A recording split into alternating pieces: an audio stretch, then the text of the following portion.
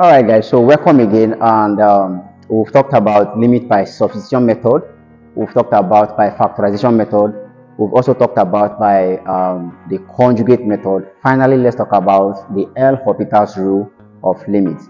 So L'Hopital's rule is simply when the three alternative methods cannot be used. For instance, first of all, when substitution fails, that it becomes indeterminate, and then you cannot factorize or conjugate the given expression, then we have to use the last card, which is actually L'Hopital's rule. And the L'Hopital's rule is simply employing the principles of differentiation to just obtain the given variable. For instance, if you're having an indeterminate expression, then you can simply use L'Hopital's rule, differentiate the top, differentiate the bottom, and of course put in your limits, then you're going to have a value. Let's try an example and see. So let's say we are given to evaluate limits as x tends to 0 of sine x all over x. Always you try first by direct substitution. So you set x by substitution method, you set x to be equal to what? 0. Wherever you see x in this expression, you put in the value as 0. Therefore the limit becomes limit as x approaches 0. This becomes sine 0, okay, all over 0, because I have x here, so that becomes all over 0. And sine 0 itself is 0, and we have 0 divided by 0, which is also what? Indeterminate. Which is also indeterminate. So when you have your limit to be indeterminate, of course, you try to see any other alternative method you can use. Now, in this case, we cannot conjugate. We cannot also factorize. So we simply employ the L'Hopital's rule. What is L'Hopital's rule? Differentiate the top and the bottom individually. Now I have limit as x approaches 0 of sine x all over x. So using the L'Hopital's rule, I will simply differentiate sine. This becomes limit as x approaches 0. If I differentiate sine, I will simply have cos x all over. If I differentiate x, I will simply have 1. Of course, if I differentiate x, I will have 1. So this becomes what?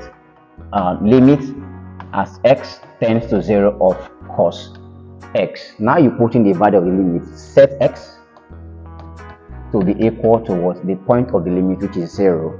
Therefore, I have limit as x approaches 0 of that given function f of x becomes now cos 0. And of course, cos 0 is simply equal to 1. So the answer of that question is simply 1. That's the idea. Differentiate the top individually, differentiate the bottom individually. So notice now that we have not employed the quotient rule of differentiation to this. No.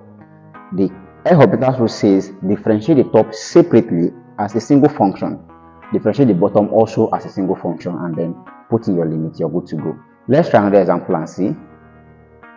So let's say we are given to evaluate limit as x tends to 0 of tan x all over x. Same thing, by substitution, you simply set x to be equal to the point of the limit, which is 0.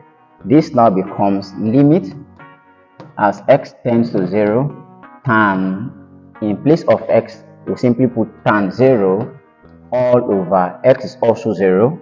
And of course, tan 0 gives us 0 divided by 0, which is also what? Indeterminate. So we employ L'Hopital's rule. Since we can't factorize and we can't conjugate, we employ L'Hopital's rule. And this is now limit as x approaches 0. If we differentiate tan x, we will simply obtain sec squared x all over. If we differentiate x, we simply have 1 all over 1, and this is now equal to limit as x tends to 0 of sec squared x. So you put in the value of x, set x to be equal to the point of limit, which is 0. Therefore you have limit as x tends to 0 of that given function f of x is now equal to sec squared 0, and sec squared 0 remains 0. So this can go, instead of 0 divided by 0, the answer is actually 0. Alright guys, so that's it on limit by L'Hopital's rule. Okay, in the next video I'll talk about limit at infinity and of course continuous function. I will see you in that video. Thanks and cheers.